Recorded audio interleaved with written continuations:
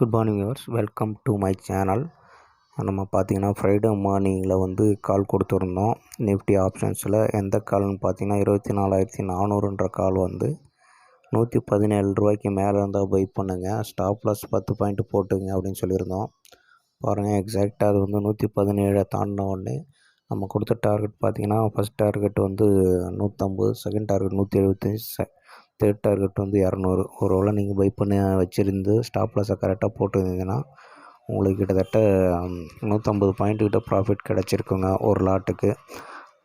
இது போல் options levels பற்றி நீங்கள் தெரிஞ்சுக்கணுன்னா என் சேனலை வந்து சப்ஸ்கிரைப் பண்ணுங்கள், உங்கள் ஃப்ரெண்ட்ஸோட ஷேர் பண்ணுங்கள், லைக் பண்ணுங்கள், கமெண்ட் பண்ணுங்கள்.